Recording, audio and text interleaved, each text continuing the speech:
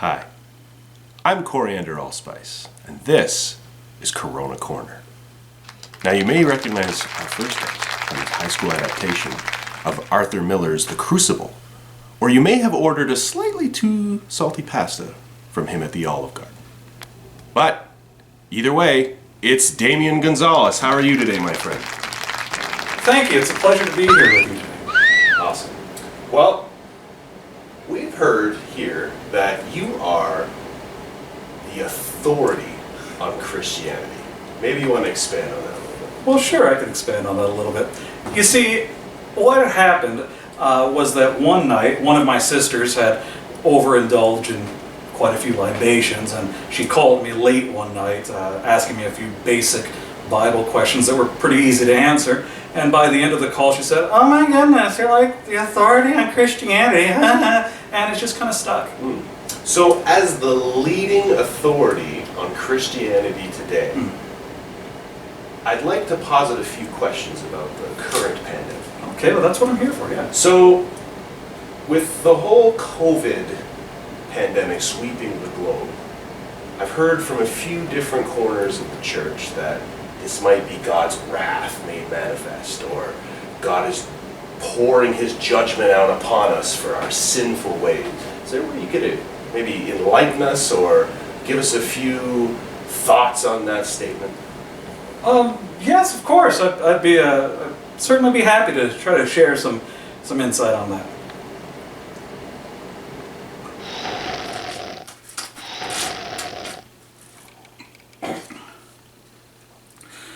Well, I'd like to try and answer that somewhat unsatisfactorily by telling two stories, if you'll hear me. Absolutely. So the first story I want to tell happened a few years back. I was in university, and to really get the full understanding of what's going on, get the big picture, you have to keep in mind, as I'm sure you already know, as I'm sure everyone watching already knows, is that women are horrible at dropping hints. Terrible. There's not one woman in the history of women who's ever been very good at dropping a hint. And there never will be. It's just not, it's scientifically proven. Of course. That can't be done. They think they're good at dropping hints, not good at dropping hints. And so in the university, I was fairly active in the school. I double majored. I was part of the choir. I was even choir president. There was a student-run comedy club, troupe that we put on comedy shows, and I was involved in that.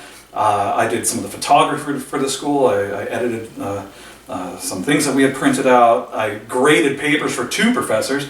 I was very involved. There was a Sunday evening service that I ran, and so I was always involved in stuff. And while I knew pretty much everybody on campus, that doesn't mean that you're always the closest friends with everybody. Nothing against that. More of an acquaintance. And yeah, there are a lot more of acquaintances, but or the way we would often view it is family. There's the family that you love and want to see.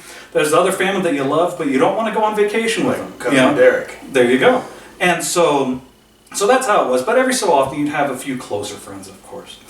And fairly early in my my university career, I became friends with a young lady. We'll call her Peppermint or Pepper. We'll call her Tony Stark. Sure. Pepper. All right. So Pepper. So Pepper and I became friends, and we became very good friends. We had a very similar sense of humor. In fact, there was a game that would be played on campus that you had to have codes, but the other person could figure out your codes, and we were great at it because we had so many inside jokes. No one could crack any of our codes. We just started telling an inside joke, or make a slight gesture that the other person knew right away was an inside joke, usually mocking someone else. We were, yeah, well, no, we weren't good people. We were good friends, and that was the thing. And people would constantly ask us, so are you two? No, we're not. No, we're not. Both of us, very adamantly, we are not. We're just friends. Guys and girls can be friends. You can have platonic friendships. It is possible. It can be done. And so we were friends. And we were friends for the entirety of our university career. And then one day, a mutual friend of ours, Chris, he asked me to go with him to lunch. And so I thought, well, yeah, that'll be great. Let's go to lunch. We went to lunch and we're just chatting. And then at some point he kind of stops and, very seriously, he says, you know that Pepper likes you, right? Oh, come on, here we go again. And so I say, no, why are we bringing it up? What's that got to do with anything? He was very insistent. No, she really does. And I thought, what, are you serious? And from his perspective, how could you not know this? Everybody on campus knows this. And I'm thinking, well, everyone assumes it, but what do you mean knows it? And he's telling me stuff, revealing things, over the last several years that were, I was unaware of. I didn't put, 2 and 12 together. And I thought, oh, well, that's just odd. And when Chris told me this, I was almost a little bit offended because I thought, why would she want to jeopardize our friendship? And nothing against her. What you have to understand about me is that I have long held it as a rule of thumb that you don't date your friends. You should date your acquaintances, of course, someone that you know, and then become good friends. But and I say it is a rule of thumb. Just you shouldn't pursue a relationship with a friend because it could ruin things. You could lose your friendship. It could be bad. Now, if you both really feel strongly about it and you know the risks, power to you. But again, as a rule of thumb, I feel that way. And not long before, I had broken that rule. And very dear friend of mine. And broke that rule, and then it did not end well for me. And I had lost my friend, and I missed my friend very much. We've talked a bit since then, but there were several years there where I missed out on my friend. And so I did not want to. I was never again. I'm not gonna risk a friendship like that. And so when I did get to talk to Pepper, why would you do this? Why, mostly, how could you not have told me beforehand? If everybody else knows, why am I the last to know? I feel like a chump. And she had told me, she said, well, I dropped hints. and you know how that goes, right? Yeah. And so I said, well, what hints are you talking about? And for an example, she had done a very grand gesture, on a college student's budget. A very grand gesture for me. We'll say, imagine she had given me this mug, and it's a mug I really wanted. I really liked it. And I'm like, oh, thank you for this mug. Now that should have been my hint. Okay. And maybe for some people that would have been enough. However, did it say like I love you, Dave? No, it was a simple, kind gesture. And so when she gave me this kind gesture, well, thank you. She had also given about 15 other people the exact same kind gesture. And I thought, well, how is that supposed to be a hint? And she said, well, I didn't want to make it obvious. And I thought, well, congratulations, you succeeded at not making it obvious. I didn't get the hint, right? So women aren't very good at hints. So my second story. That was my first one. Women are horrible at giving hints. Of course. 100% of the time. All of them. Yeah. Now, in all fairness, I don't like to generalize too much. So I will say this next one, in all fairness, this isn't true of all men. It's just myself. I can be a little slow sometimes. A little bit dense when it comes to certain things. And before university, before that story, there was this other gal. We'll call her Mary. And Mary's just an absolute doll. Sweetheart. Beautiful person inside and out. Everyone loves her. In fact, a while ago we were chatting. I said, oh, everyone loved you. And she said, that's not true. And I said, aside from anyone who might have been jealous of you, name me one person who didn't like you. And she was quiet and said, that's not fair. I don't want to talk about it. And just really, truly, if there's a good quality to be had, she had it in spades. And so one day we had gone out to lunch. She asked me out to lunch because if there's one thing I like, it's being invited to lunch. And so she invited me to lunch, and we're chatting a bit. And at some point, I said, well, you're perfect. And evidently, she wasn't thrilled with that. Women don't want to be told they're perfect. They want to be treated like they're perfect. They don't want to be told they're perfect.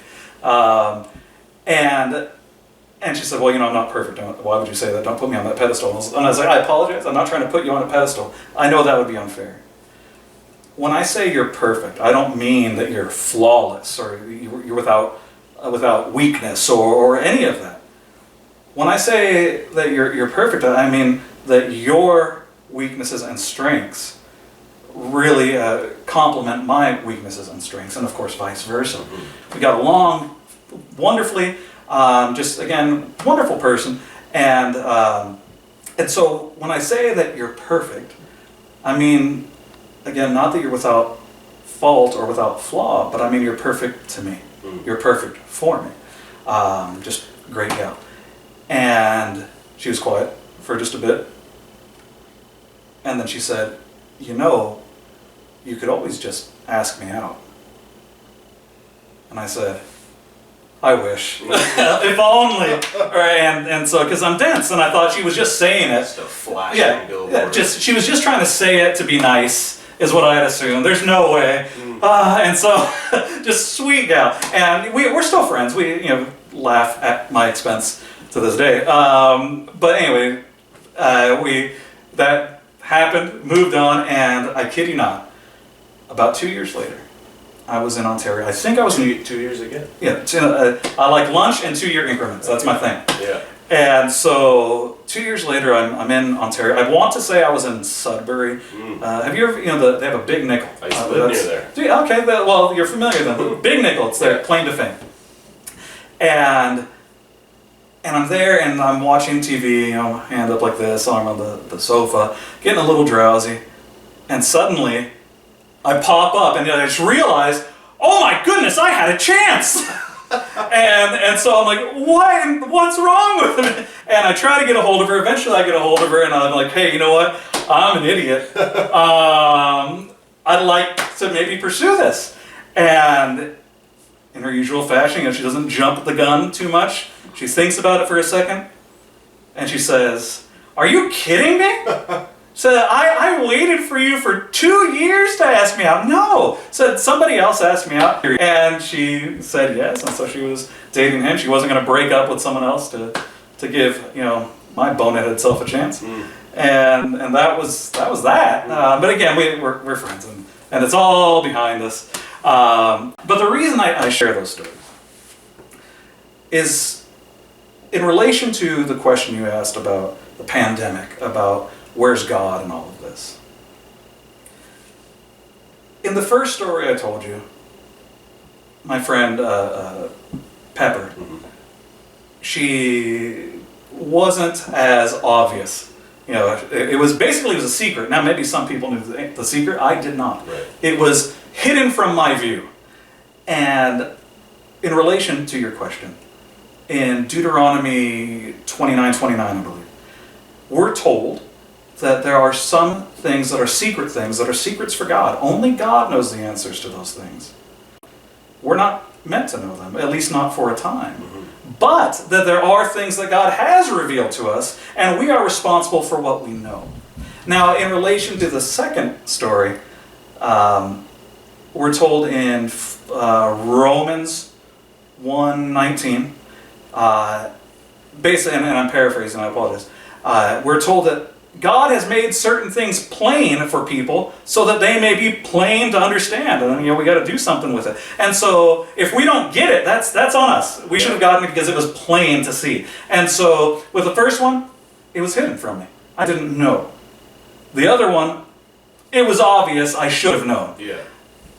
And as that relates to God, we give other human beings the benefit of the doubt. We don't understand women all the time, and they're our own species. And yet there's God. And there are certain things that he knows that we don't. I don't know why he doesn't tell us everything. Maybe because he's God and his mind is infinite and ours is very finite, and we just wouldn't get it. Maybe it would blow our minds if he tried to explain it to us. Maybe it's on a need-to-know basis, and we don't need to know just yet. I don't know why God hasn't revealed certain things to us, but I do know that he has revealed enough. And it's up to us to take what he has revealed. It's up to us to take what we know already and lean on that. What do we know already? We know that God loves us. We know that he loves us so much that he sent his son for us to die in our place so that we could be with him. We know that he will never leave us nor forsake us. We know he will never abandon us. We also know that bad things happen sometimes. Maybe it's luck of the draw. Maybe bad things happen sometimes because bad people do bad things. Maybe it seems like a bad thing at the time, but it's discipline of some sort. And we also know that no matter what bad things happen, God tells us in the Bible that no matter what happens to us, no matter how bad things are, God can take it and turn it around and use it for good somehow. That's also in Romans. Could take it, turn it around, and use it for good according to His purpose.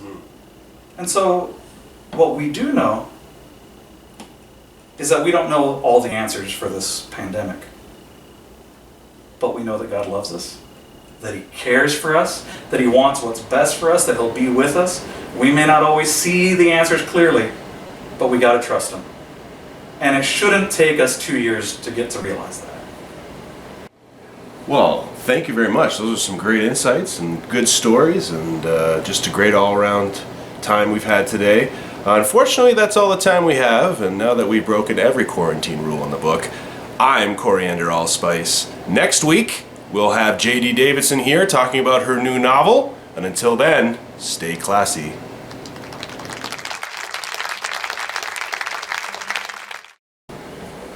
Yes, of course. I'd certainly be happy to try to share some insight on that.